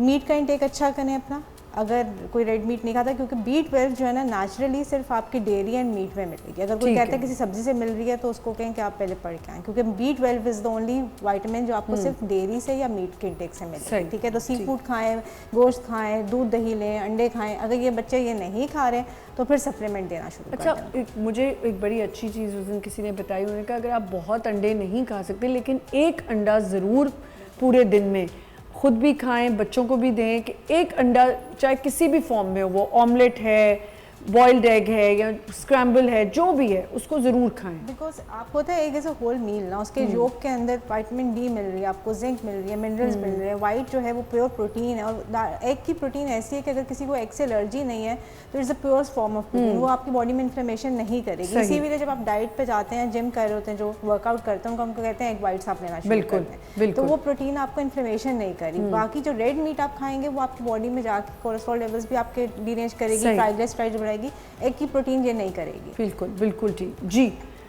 मुझे ये बताएं कि जो हम लेज़र की बात करें कि लेज़र बच्चियों को वो कौन से सही लेजर्स हैं जो बच्चियों के लिए, छोटी कम उम्र की लड़कियां जो चाहती हैं कि हम अपनी स्किन को ठीक रखें, वो कौन से लेजर्स हैं? कैंडेला एक हम बहुत ही फेमस अब लेज़र क्या नाम के है? मशीन के नाम पूछना चाहेंगे? हाँ जी जी, जो हम कर सकते हैं जो बच्चों के लिए सेफ है, लड़कियों के लिए, कैंडेला लड़कों के लिए। बहुत अच्छी अमेरिकन मशीन है कैंडेला, ठीक है। सोप्रानो, हाँ। एंड उसके बाद फोटोना। अच्छा, अलग वो अलग क्या brands करता है के स्किन को? हेयर रिमूवल है। हेयर अच्छा। रिमूवल है, कुछ ऐसे लेजर्स मशीन्स हैं जिसमें नहीं, आपको मैं शेव नहीं फेशियल करना की पड़ता। ऑल्टरनेट ढूंढ रही हूँ जो बच्चियों के लिए थोड़ी स्किन की ग्लोइंग के लिए, आप या फेशियल्स की बात कर रहे हाँ फेशियल्स को जो लेजर में आ गए हैं, हाइड्रोफेशियल हाइड्रोफेशियल्स, जैसे हाइड्रोफेशियल मशीन्स के जो फेशियल्स। सिर्फ उन बच्चों को करना चाहिए जिनको थोड़ा भी बाल है, ठीक है। जिनका बिल्कुल रुआं सा है, I would say do not touch. ठीक है। करने के बाद फिर आपको बार बार कराना और पड़ता अमरीन, है। आपने मुझे एक दफ़ा एक और चीज़ भी बताई थी कि मुझे बड़ी वो डिफरेंट लगी थी और मैंने उसके बाद से वो करना छोड़ दिया। आपने कहा कि रात के टाइम अपने मुंह को बिल्कुल भी कोई क्रीम ना लगाएं, क्योंकि आप अपने मुंह को मैरिनेट करके क्यों सो, सारे डॉक्टर्स कहते हैं कि आप क्लिनजिंग करें, ये करें।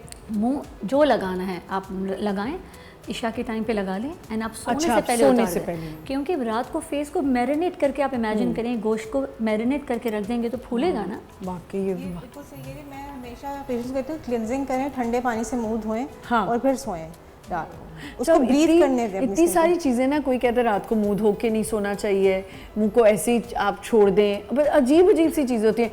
ऑयल कितनी दफ़ा लगाना चाहिए पूरे वीक में? वीक में ऑयल, अगर आपको लगता है कि आपके स्कैल्प पे डिहाइड्रेशन है, ड्राइनेस है, आपका बाल भी बहुत ज़्यादा डिहाइड्रेटेड है, तो आप वंस अ वीक यूज़ कर सकते हैं ऑयल। और ऑयल को हमेशा लगाकर, मैं हमेशा कहती हूँ कि अगर आपको ज़रूरत है और आपको थोड़ी अपनी एमल्सिफिकेशन करानी, थोड़ी रिलैक्सेशन चाहिए, तो उसके लिए आप हॉट ऑयलिंग करा कर थोड़ा मसाज करा लें, and just after 30 minutes An hour आप हाँ, उसको ठीक वॉश है। कर दें। सही है। अच्छा, आप शैम्पू की बात कर रही थी, उसके लिए मैं इसमें ऐड ऑन करना चाहूँगी कि शैम्पू जब हमारे पास मार्केट में एक्चुअली 2-in-1 शैम्पूज़ बहुत ज़्यादा हैं, like milk kind of shampoo. जब आप ऑयली स्कैल्प की बात करते हैं तो एक तो आपको ये देखना है कि आपने शैम्पू, आपको हमेशा क्लियर शैम्पू यूज़ करना है, ठीक है। चाहे उस पर ऑयली भी लिखा हुआ है, लेकिन अगर वो मिल्की फॉर्म में है तो फिर आप ना करें। ठीक है। बिल्कुल। अच्छा, ये आप बिल्कुल ठीक कह रही है, जो जिन शैम्पूज में ये भी लिखा होता है ना आर्गन ऑयल और ये सब, ये नहीं हर ऑयली स्कैल्प वालों ठीक के लिए नहीं है। डॉक्टर साहब, मुझे ये बताइए कि अगर आपने देखें ट्रांसप्लांट हो गया, एक तो आपने प्री ट्रांसप्लांट तो बता दिया, पोस्ट ट्रांसप्लांट में मुझे ये बताएं, क्या वो शख्स जिसने हेयर ट्रांसप्लांट किया, क्या वो ऑयलिंग कर सकता है बाद में अपने बालों को? क्या उसका कोई स्पेसिफिक शैम्पू है जो वो यूज़ करेगा? अपनी डाइट को कैसे रखेगा? क्योंकि देखिए बाद में बाल तो बाद में ही आना है ना जी। उसके लिए फिर आप लोग क्या बताते हैं? आफ्टर केयर में ये सारी चीज़ें आ जाती हैं। हम यूजुअली पेशेंट को ये सारी चीज़ें गाइड भी करते हैं, क्योंकि जब हम हेयर ऑयलिंग कर सकता है वो बाद में? मैं उस पर आता हूँ। इमीडिएट आपके जो अर्ली 3-4 डेज होते हैं उसमें हम पेशेंट से कहते हैं कि आप बालों को टच ना करें, ठीक है, और बालों को स्क्रैच ना करें। ये मैं बार बार इसलिए बता रहा हूँ कि यूजुअली ये लोग गलतियाँ करते हैं और फिर बिल्कुल। वो बाद में आते हैं कि हमारे उस तरह से ग्रोथ नहीं हुई है। ठीक है। अच्छा, इनिशियली आपको हेयर ट्रांसप्लांट के बाद डेंड्रफ होता है।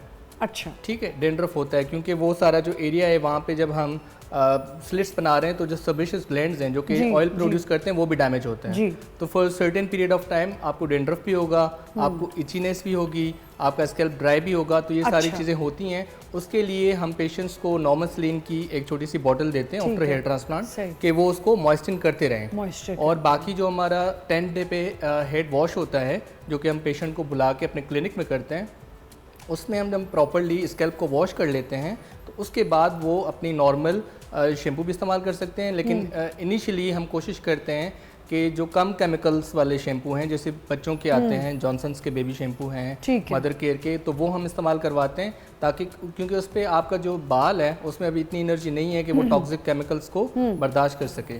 तो इमीडिएटली ये होता है कि हम उनको बेबी शैम्पू और माइल्ड शैम्पूज वगैरह देते हैं। इवन के 3rd-4th डे से पेशेंट खुद भी अपना स्कैल्प वॉश कर सकता है, लेकिन वो थोड़ा सा उसका ख़ास तरीका होता है कि आपने झाग बना के जस्ट आपने ऊपर से उसको डाल देना है शैम्पू को और फिर पानी डाल देना है ताकि आपको स्क्रैच ना करना पड़े। अच्छा, जब because it is a surgery, तो सर्जरी आप बॉडी को इंजरी दे रहे हैं ना, तो अब बॉडी को रिकवरी के लिए और ज़्यादा प्रोटीन्स चाहिए और ज़्यादा सप्लीमेंट्स रिक्वायरमेंट उसकी बढ़ जाती है। तो उसमें वेरी इंपॉर्टेंट इज़ कि आपकी जो प्रोटीन इंटेक है बॉडी में वो आप बढ़ा दें। वो कैसे होगी? आपके जो ग्रीन वेजिटेबल्स हैं उसमें से आपको अच्छी खासी प्रोटीन्स मिल रही हैं, आप मीट का इंटेक कर रहे हैं, आप दूध का इंटेक कर रहे हैं। ठीक है, डेट्स का हम अक्सर बताते हैं कि आप खजूर का इस्तेमाल करें। ठीक है। और उसके अलावा नट्स आर वेरी इंपॉर्टेंट, क्योंकि उस टाइम में जितना आप ज़्यादा न्यूट्रीफाई करेंगे बॉडी को, तो वो सारी न्यूट्रिशन आपके बालों की रूट्स तक भी जाएगी, जिन्होंने नई नई अपनी वेस्कुलर सप्लाई, अपनी खून की जो रवानगी है वो नई नई ली है, एक जगह से निकाल के दूसरी जगह लगाया। ऑफ कोर्स उन्होंने वहाँ पे अब सर्वाइवल के लिए शुरू में तो थोड़ा सा कोशिश करनी है, तो उस टाइम पे न्यूट्रिशन और ये जो पोस्ट केयर में, और ये मैंने आपको डेंड्रफ का भी बताया कि डेंड्रफ होगा फॉर द टाइम बीइंग, लेकिन उसके बाद अगर डेंड्रफ होता है तो फिर उसको हम एंटी डेंड्रफ शैम्पू से या फिर समटाइम्स डर्मेटोलॉजिस्ट को इन्वॉल्व करके अगर कोई कंडीशन लग रही है हमें तो फिर उस हिसाब से सॉर्ट करते हैं। अच्छा, क्योंकि मैंने एक दो लोगों का सुना भी कि उनके ख़राब हो गया ये हेयर ट्रांसप्लांट, अब अगर कोई चीज़ ख़राब हो जाती तो उसको क्या दूसरे डॉक्टर्स ठीक कर सकते हैं? अगर एक ट्रांसप्लांट ख़राब हो गया है दूसरी दफ़ा हो सकता है? बिल्कुल हो सकता है। उसमें इम्पॉर्टेंट इसके डोनर एरिया पेशेंट का कैसा है।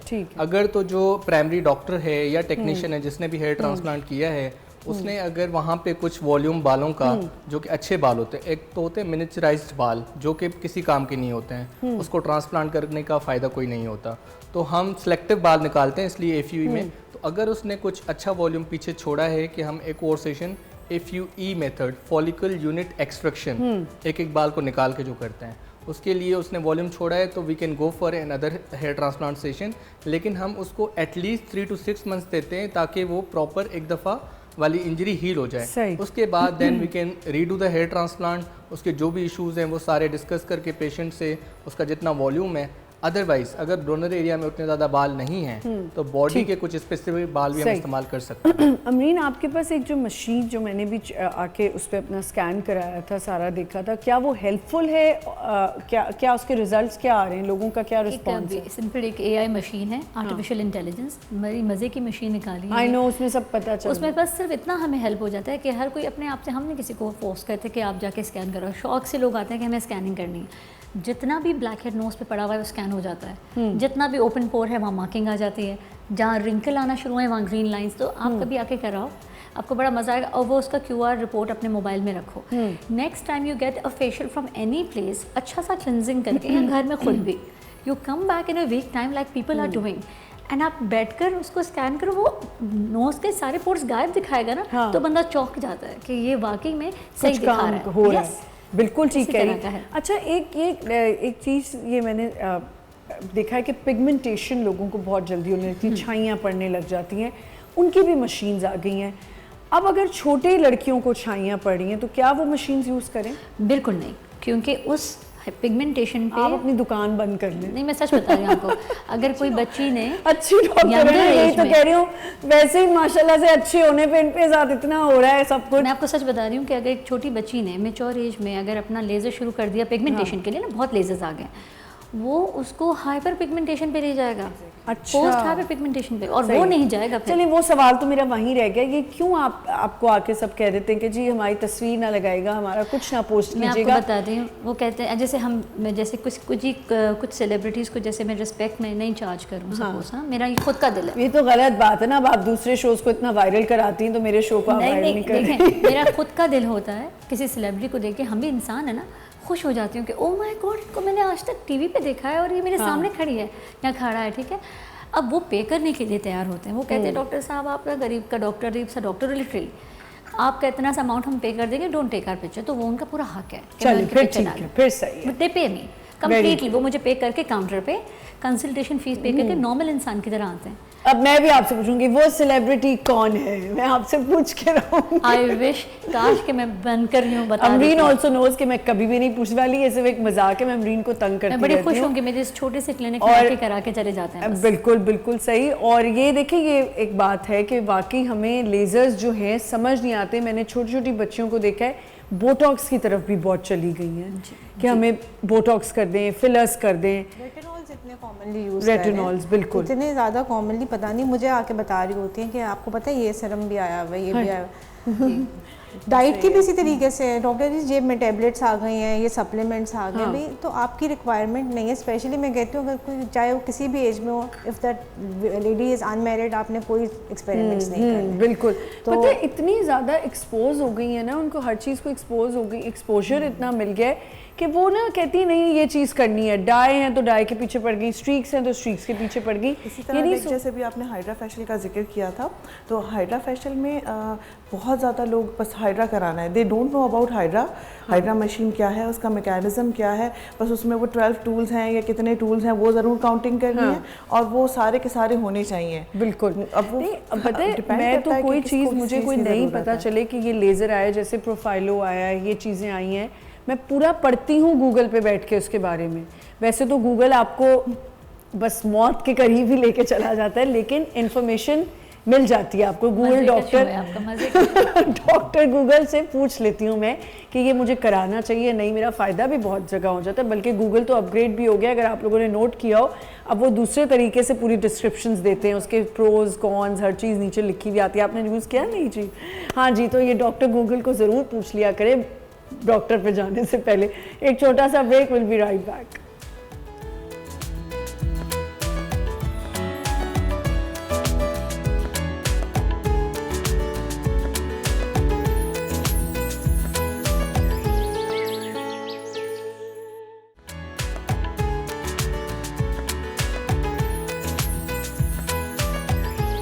Welcome back once again.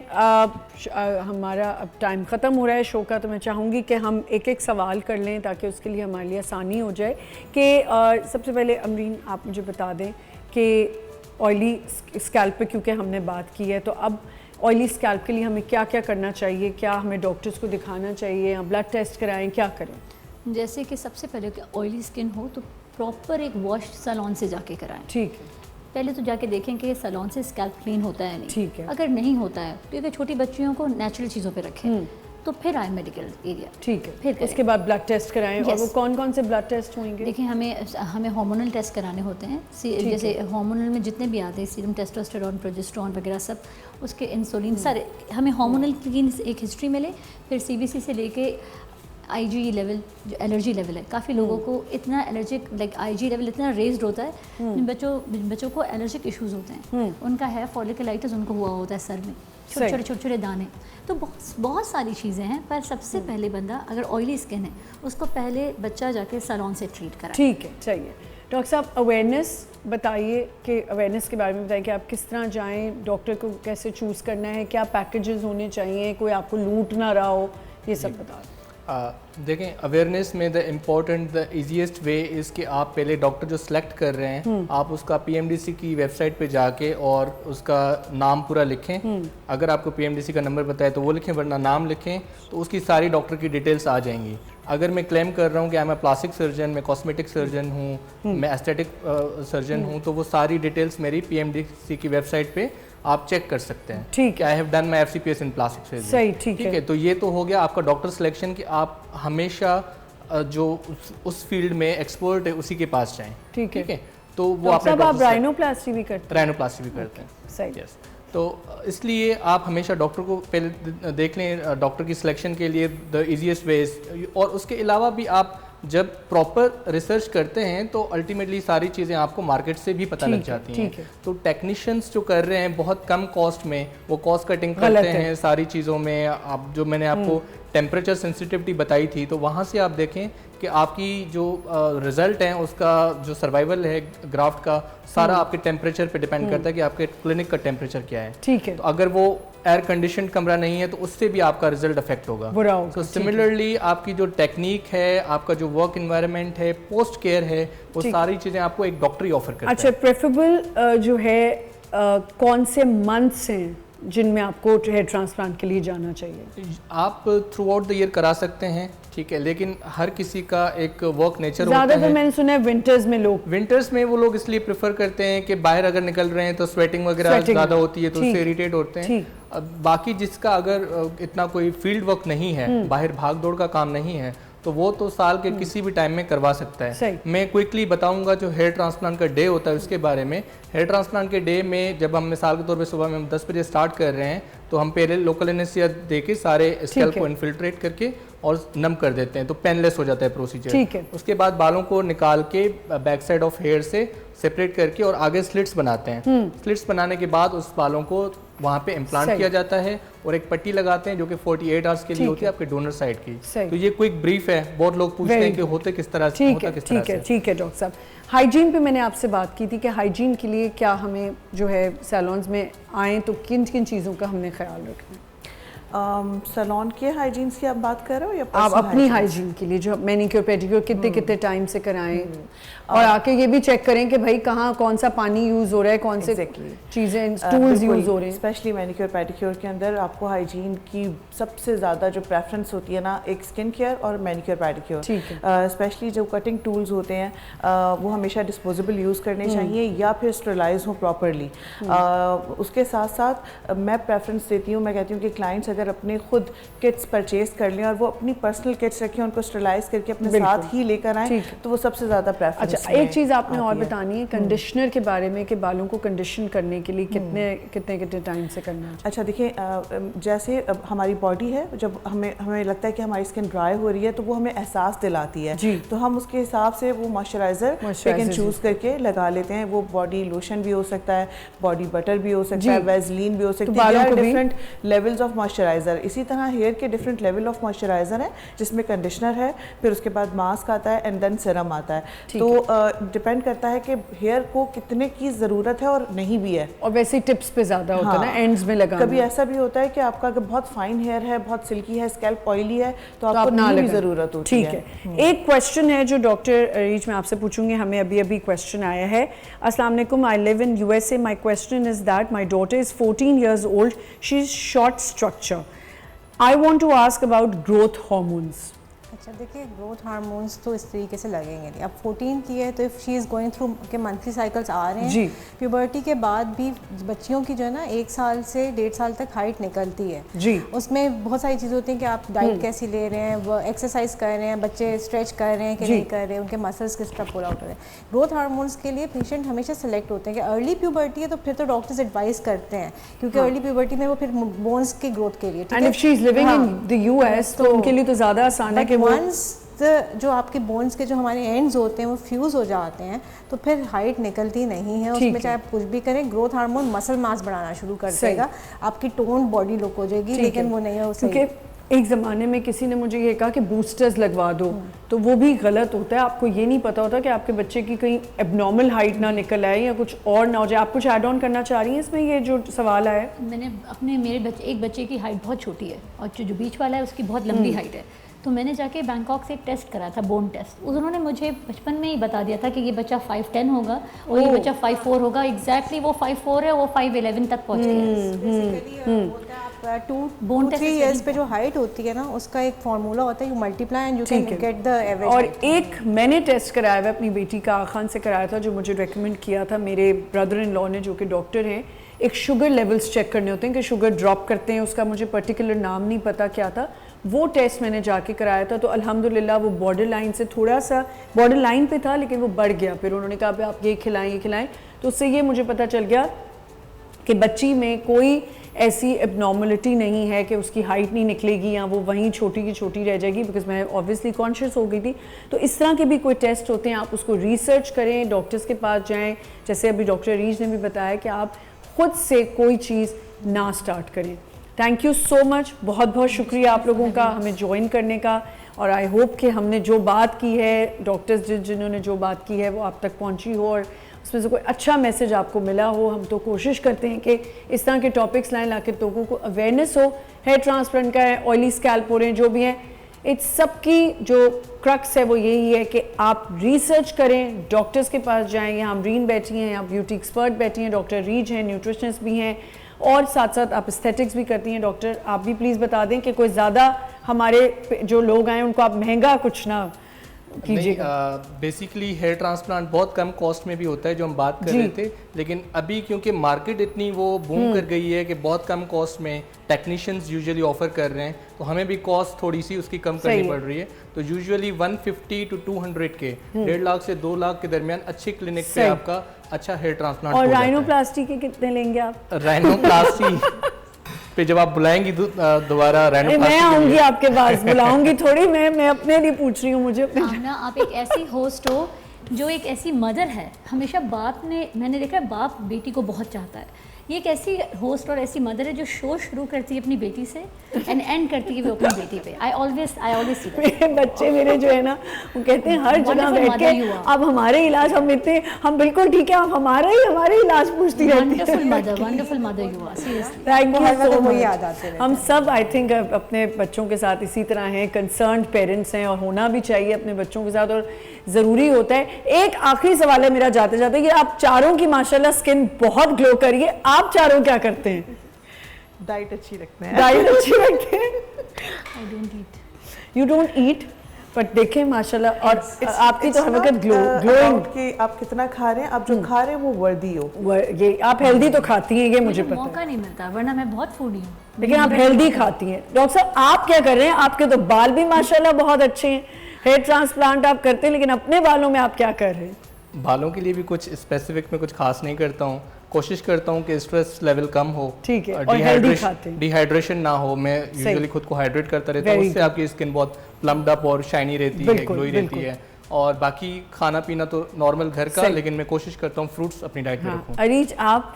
ये मैं पानी, दही और सो जाती हूँ टाइम से, कुछ हो जाए दुनिया एक तो इतना ऐसा बोलती है, अगले को फायदा भी ना हो। बहुत खाती हूँ, पानी बहुत पीती हूँ और सोती टाइम पे, चाहे दुनिया इधर से उधर हो जाए, मैंने सोना है। ये आपकी सबसे अच्छी आदत है। मैं सुबह जल्दी उठती हूँ, रात को जल्दी सोती हूँ। सोना, अपनी स्लीप को आप बिल्कुल प्रॉपर रखें तो आप बिल्कुल ठीक है। Thank you so much guys, इंशाल्लाह I will see you soon. अपना बहुत ख्याल रखिएगा, इंशाल्लाह एक नए शो के साथ आएंगे। खुदा हाफिज़।